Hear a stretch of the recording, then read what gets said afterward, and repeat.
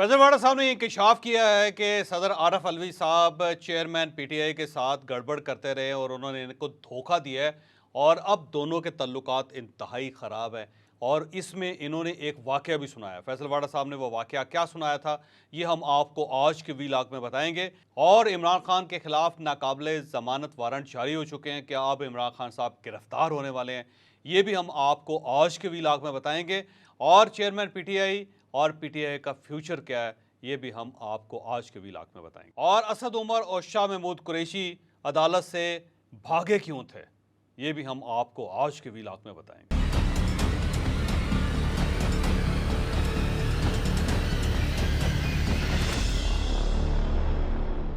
फैसल वाडा साहब को एक चीज़ की दाद देनी पड़ेगी कि उस शख्स के अंदर एनर्जी बहुत ज़्यादा है और एक ऐसी एनर्जी है कि ये टेलीविज़न स्क्रीन को अपनी ग्रिप में ले लेता, यानी ग्रैब कर लेता। और 2-4 दिनों से मैं देख रहा हूँ कि फैसल वाडा साहब हर चैनल पर जा रहे हैं और वहाँ पे जाके वो कोई ऐसी दास्तान या ऐसा इंकशाफ करते हैं कि जो टॉक ऑफ द टाउन बन जाता है, जो मीडिया की सारी तवज्जो को खींच लेता है। तो कल फैसल वाडा साहब ने हमारे शो के अंदर इंकशाफ किया कि सदर आरफ अलवी साहब भी उन लोगों में शामिल हैं कि जिन्होंने इमरान खान साहब को हर मौके पे धोखा दिया था।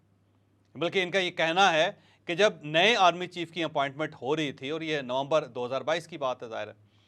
तो उस वक्त सदर आरफ अलवी साहब ने उस समरी पे साइन कर दिए थे जो वज़ीर-ए-आज़म की तरफ से गई थे। और समरी पे दस्तखत करने के बाद इन्होंने ये इंप्रेशन दिया कि मैं वो समरी लेके इमरान खान साहब के पास आ रहा हूँ ज़मान पार्क, जबकि ये उससे पहले उस पर साइन कर चुके थे, साइन करके ये गवर्नमेंट के हवाले कर चुके थे। लेकिन इन्होंने जहाज़ लिया अपना और जहाज़ लेके ये ज़मान पार्क लाहौर पहुँचे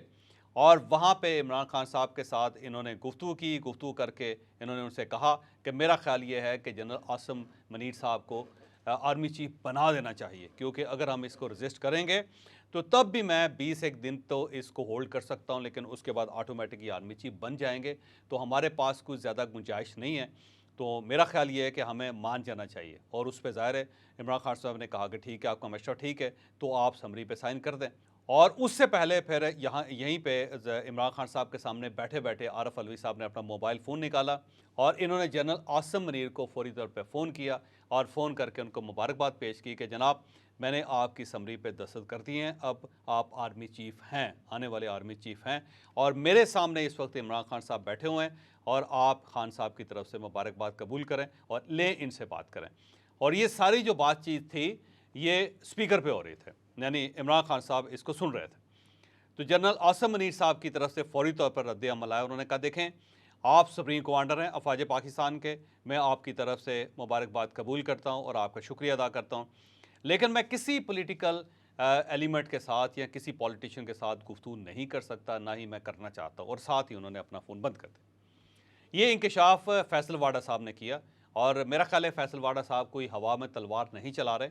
इनके पास बाकायदा इंफॉर्मेशन होगी और इसी बेस पे ये बात कर रहे हैं। अब ज़ाहिर है अब सदर आरफ अलवी साहब ने इसका जवाब देना है कि क्या वाकई उन्होंने कोई इमरान खान साहब को धोखा दिया था या नहीं दिया था। लेकिन फैसल वाडा साहब का ये दावा है कि इमरान खान साहब इस सारी सूरत हाल से मुकम्मल तौर पर वाकिफ़ हैं और उन्हें ये पता है कि सदर आरफ अलवी साहब ने इनके साथ क्या किया, लिहाजा अब उन दोनों के दरमियान तल्लुकात को अच्छे नहीं।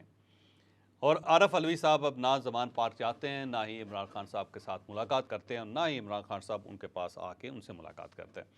तो दोनों के जो ताल्लुक़ था वो अब ख़त्म हो चुका है, टूट चुका है। ये दावा किया है फैसल वाडा साहब ने। अब यहाँ पे मैं कुछ चीज़ें मैं भी ऐड करता चलूँ जो उस वक्त मैंने जब तहकीक की थी और कुछ चीज़ें मेरे नोटिस में आई थी, वो भी मैं आपको सुनाता चलूँ। पहली बात तो ये है कि सदर आरफ अलवी साहब ने chairman joint chiefs of staff को खाने पे दावत दी थी और वहाँ पे उन्होंने जनरल सहर शमशाद साहब से ये गिला किया था कि मेरे पास आर्मी चीफ का मोबाइल नंबर नहीं। लिहाजा मेरी आपसे रिक्वेस्ट है कि आप उन्हें मशवरा दें, क्योंकि मैं डायरेक्ट उनको मशवरा नहीं दे सकता। तो इसका मतलब ये हुआ कि इख्तलाफ इस साइड पे भी है। फिर सदर ने जब भी आर्मी चीफ को अपॉइंट किया जाता सदर उन्हें फैमिली के साथ खाने की दावत देता है। तो सदर ने जनरल आसिम मुनीर साहब को भी दावत दी थी, लेकिन इस दावत को कबूल नहीं किया गया था, माज़रत कर ली गई थी। तो ये भी एक चीज़ है जो साबित करती है कि सदर साहब के बीफ अफवाज पाकिस्तान के साथ कोई ताल्लुकात अच्छे नहीं हैं। फिर इसी दौरान सदर साहब ने आर्मी चीफ से मुलाकात करने के लिए भी एक दरख्वास्त की थी, बल्कि उन्होंने एक लेटर लिखा था जिसके जवाब में फौरी तौर पे इनसे पूछा गया कि आप क्यों मिलना चाहते हैं और आप जिस मामले में मिलना चाहते हैं आप फौरी तौर पे उसकी वजाहत करें ताकि हम अपने साथ पूरी टीम लेकर आएँ जो आपको ब्रीफ करे। तो ज़ाहिर ये एफर्ट भी कामयाब नहीं हो सकी थी। और इस दौरान सदर साहब ने इमरान खान साहब से रब्ता करने की कोशिश की, लेकिन इमरान खान साहब ने भी सदर साहब से मिलने से इनकार कर दिया। तो ये फैसल वाडा साहब की जो इंफॉर्मेशन है ये बड़ी हद तक दुरुस्त है। अब सवाल ये है कि इस इंफॉर्मेशन का आने वाले दिनों में फ़ायदा क्या होगा। फैसल वाडा का दावा ये है कि आने वाले दिनों में सदर साहब के बारे में भी बहुत सारी चीज़ें खुलेंगी और ये जो चीज़ें खुलेंगी ये भी एक नया पंडोरा बॉक्स खोलेगा। और साथ ही इनका ये कहना है कि इमरान खान साहब के इर्द गिर्द जो लोग बैठे हुए थे, जिन्होंने इन्हें घेरा हुआ था, इन सब ने इन्हें बंद गली में दाखिल कर दिया। बल्कि ये बार बार ये भी कह रहे हैं कि एक साहब जो इनके बहुत करीब हैं, इनके लिबास से भी ज़्यादा करीब हैं, उन्होंने भी इनको धोखा दिया। और साहब तो नहीं हो सकते, ज़ाहिर उनकी बेगम हो सकते हैं जिनका हवाला ये दे रहे हैं और इसके बल्कि इल्ज़ाम लगा रहे हैं ये मेरा ख्याल है उनकी बेगम पे। तो ये अगर इन सारी बातों को मान लिया जाए फैसल वाडा साहब की, तो फिर फैसल वाडा साहब ये दावा भी कर रहे हैं कि बुशरा बीबी भी इमरान खान साहब का साथ छोड़ के वो भी इनके खिलाफ गवाह बन जाएगी। तो फिर इसको मानने में कोई ममानत तो नहीं हो सकती कि फैसल वाडा साहब ज़ाहिर दावा कर रहे हैं और फैसल वाडा साहब इमरान खान साहब के इंतहाई करीब हैं। इस सारी सिनेरियो को, इस सारी सूरत को देखा जाए तो यूँ महसूस होता है कि इमरान खान साहब के ऊपर बड़ा कड़ा वक्त आने वाला है,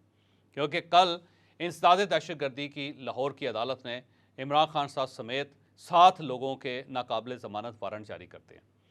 अब इमरान खान साहब का नाकाबिल ज़मानत वारंट जारी हो चुका है और उसमें 6 लोग और भी शामिल हैं और इसके बाद इमरान खान साहब को गिरफ़्तार किया जा सकता है, होना भी चाहिए इनको गिरफ़्तार। लेकिन मेरा ख्याल ये है कि गवर्नमेंट रिलैक्टेंट है, वो नहीं चाहती कि इमरान खान को अपने दौर में गिरफ़्तार करें या इनका ट्रायल जो है ये इनके होते हुए किसी मिलिट्री कोर्ट में या आर्मी कोर्ट में चले, ये नहीं चाहते। इनकी पूरी कोशिश है कि इस मामले को खींच खांच के किसी तरीके से 14 अगस्त तक ले जाए और जो ही गवर्नमेंट ख़त्म हो तो उसके बाद जो नई केयर टेकर गवर्नमेंट आएगी वो इस मामले को टेकअप करे और वही इमरान खान साहब को जेल में लेके जाए, वही इमरान खान साहब को गिरफ़्तार करे, वही इमरान खान साहब का ट्रायल करवाए और उसी दौर में मिलिट्री कोर्ट में इमरान खान साहब का ट्रायल हो। क्योंकि पाकिस्तान पीपल्स पार्टी और पाकिस्तान मुस्लिम लीग नून, इन दोनों की पूरी कोशिश है कि इमरान खान साहब की सज़ा का जो धब्बा है वो इनके दामन पर नहीं लगना चाहिए। तो ये इससे बचने की कोशिश कर रहे हैं। लेकिन जो कुछ भी सूरत हाल है, अब ज़ाहिर है कोर्ट का ऑर्डर भी आ गया, तो इस पे इमरान खान साहब के लिए कोई बहुत ज़्यादा फेवरेबल हालात नहीं है और इमरान खान साहब खुद भी अब इस चीज़ को तस्लीम कर रहे हैं, बल्कि बार बार वो ये कह रहे हैं कि मुझे गिरफ़्तार किया जाने वाला है, मैं गिरफ़्तार होने वाला हूँ और अगर मुझे गिरफ़्तार कर लिया गया तो फिर क्या होगा वगैरह वगैरह, वो हर जगह पर ये बात कर रहे हैं। लेकिन यहाँ पर जो कल एक और डेवलपमेंट हुई, उस डेवलपमेंट का हवाला देना भी बहुत ज़रूरी है कि हुकूमत पाकिस्तान ने चारों सूबों के गवर्नर्स और चीफ मिनिस्टर्स के साथ मिलके एक स्पेशल इन्वेस्टमेंट फैसिलिटेशन काउंसिल बनाई और ये काउंसिल क्या करेगी, ये बाहर से इन्वेस्टर्स को लेकर आएगी और हुकूमत का ख्याल ये है कि अगर ये काउंसिल चल पड़ती है तो $100 बिलियन की पाकिस्तान के अंदर इन्वेस्टमेंट हो सकती है। और ये इन्वेस्टमेंट किस किस सेक्टर में होगी, ये माइनिंग के अंदर होगी। पाकिस्तान अपने आप को माइनिंग के इंडस्ट्री के लिए खोल रहा है कि दुनिया में कोई भी माइनिंग फर्म पाकिस्तान के अंदर माइनिंग अगर करना चाहे तो हुकूमत पाकिस्तान उसको फुल फैसिलिटेशन देगी और उसके बाद किसी भी सूबे में जाके वो किसी किस्म की माइनिंग भी कर सकता है। दूसरा, ज़राअत के अंदर हम बहुत ज़्यादा अपने आप को खोलने लगे हैं। बहुत ज़्यादा मिकदार में तादाद में ज़मीनें हैं जो अफवाज पाकिस्तान के पास इस वक्त पहुँच चुकी हैं और इन ज़मीनों के ऊपर बाहर से इन्वेस्टर्स को बुलाया जाएगा जो यूएई और गल्फ़ के ममालिक जो हैं उनको फैसिलिटी प्रोवाइड करेंगे कि यहाँ आके आप कल्टीवेशन करें और उसमें से फसल जो है उसका जो फल है वो बाहर ले जाए। तो ये एक बड़ा सेक्टर है। फिर आईटी सेक्टर है जिसके अंदर हो रहा है, फिर हॉस्पिटैलिटी सेक्टर है जिसके अंदर बहुत इन्वेस्टमेंट हो रही है और इसके साथ साथ पाकिस्तान के अंदर एनर्जी में इन्वेस्टमेंट हो रही है। फिर पाकिस्तान के जो असासे हैं उनको बेचने के बारे में भी सोचा जा रहा है। कुछ एयरपोर्ट्स जो हैं वो भी बाहर की कंपनीज़ को दिया जाएगा और उन एयरपोर्ट से भी ठीक ठाक पैसा वसूल किया जाएगा जिससे पाकिस्तान की इकॉनमी जो है बेहतर हो जाएगी और ये प्लान भी है। और अब इस प्लान बी के होते हुए मेरा नहीं ख्याल कि गवर्नमेंट ये चाहेगी या अफवाज पाकिस्तान ये चाहेगी या इस्टेब्लिशमेंट ये चाहेगी कि इमरान खान साहब दोबारा सबोटाज कर दें सारे सिस्टम को और वो जो पाकिस्तान के अंदर इकॉनमी का एक थोड़ी सी अगर एक छोटी सी उम्मीद जागी है तो इस उम्मीद को भी बुझा दिया जाए या इमरान खान साहब इसके रास्ते में भी खड़े हो जाएं। तो मेरा ख्याल ये है ज़ाती तौर पे कि इमरान खान साहब को अब इतना मौका नहीं दिया जाएगा कि वो सड़कें गर्म कर सकें, वो मीडिया की अटेंशन अपनी तरफ ग्रैब कर सकें, वो अपनी पार्टी को दोबारा कदमों पे खड़े कर सकें, वो पाकिस्तान के अंदर एहतजाज की तहरीक चला सकें। अब ये चैप्टर जो है ना 100% क्लोज्ड है और यहाँ पे अगर खान साहब कोई एफर्ट करते हैं, ये कोशिश करते भी हैं, तो उस कोशिश को बंद कर दिया जाएगा, उसका मक्खू ठप दिया जाएगा, पंजाबी में उसको कहते हैं। तो अब इस स्पेशल इनिशिएटिव के होते हुए,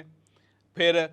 इस नाकाबिल ज़मानत वारंट के होते हुए और इसके साथ साथ फैसल वाडा साहब के जो इंकशाफात हैं उसकी टाइमिंग को देखते हुए मुझे यूँ महसूस होता है कि खान साहब के ऊपर मज़ीद सख्त वक्त आने वाला है और अब इस सख्त वक्त से इमरान खान साहब बचते हुए नज़र नहीं आ रहे। यहाँ पे मैं असद उमर और शाह महमूद कुरैशी साहब का जो कल का कारनामा है उसका हवाला भी देता जाऊँ कि कल असद उमर साहब और शाह महमूद कुरैशी साहब की हेयरिंग थी सेशन कोर्ट में और इन सब का ख्याल, इन दोनों का ख्याल था कि कहीं ऐसा ना हो कि सेशन जज साहब हमें गिरफ़्तार करवा दें। तो इन दोनों ने अपना फ़ैसला जो है वो जो अदालत का दरवाज़ा है उस पर खड़े होकर सुना। ये आगे नहीं गए थे कि कहीं पुलिस इन्हें गिरफ़्तार न कर ले। और जो ही जज साहब ने यह फ़ैसला सुनाया कि इनकी ज़मानतें मनसूख की जाती हैं, तो ये वहीं से उस दरवाज़े से निकल के वहाँ से दौड़ पड़े। आपने इनकी फुटेज देखी होगी कि कितनी कितनी स्पीड से ये वहाँ से निकले और निकलने के बाद ये दोनों एक ही गाड़ी में बैठ कर, ये गाड़ी शाह महमूद कुरैशी साहब की थी, उसमें असद उमर साहब और शाह महमूद कुरैशी साहब गायब हो गए और इन्होंने वहाँ पे कोई 5 मिनट भी नहीं लगाए। और आप ये समझ लें कि ये वही काम इन्होंने किया जो इससे पहले फवाद चौधरी साहब कर चुके हैं कि इन्होंने दुड़की लगा दी वहाँ से। तो ये दोनों भी वहाँ से चले गए हैं। लेकिन अब सवाल ये है कि ये कितना अरसा निकाल लेंगे, क्या शाह महमूद कुरैशी साहब बाकी ज़िंदगी इसी तरह अपने घर में अमन के साथ, सुकून के साथ बैठ सकें। और असद उमर साहब जो हैं वो ज़ाहिर है जो कुछ वो करते रहे, जो कुछ वो कहते रहे, अगर उसकी फसल तो उन्होंने काटनी है, क्या ये अब ये कराची में बैठ के मज़े से ज़िंदगी गुजार सकेंगे? मेरा नहीं ख्याल कि ये हो सकेगा। इनको कहीं ना कहीं किसी न किसी जगह कुछ ना कुछ नताइज को भुगतना पड़ेगा। और अब अगर फैसल वाडा साहब कुछ जो प्रूफ पेश करना चाहते हैं और उनका ये दावा है कि मैं किसी भी अदालत में, किसी भी कमीशन के सामने पेश होने के लिए तैयार हूँ और मैं साबित करूँगा कि असद उमर ने, शाह महमूद कुरैशी ने और परवेज़ खट्टक ने क्या क्या किया है पाकिस्तान के अंदर, और अगर इन्होंने ये बता दिया तो फिर मेरा ख्याल है असद उमर साहब के लिए ज़िंदगी मज़ीद मुश्किल हो जाएगी। शाह महमूद कुरैशी साहब के लिए भी ज़िंदगी कोई इतनी आसान नहीं रहेगी। तो आने वाले दिन बड़े इंटरेस्टिंग हैं और इन दिनों में फैसल वाडा साहब के बहुत से इंकशाफात सामने आएंगे और हो सकता है उनके ऊपर कोई कमीशन भी बने, और अगर वो कमीशन बन गए तो बहुत सारे लोगों को बाकी ज़िंदगी जेल में गुजारनी पड़ेगी।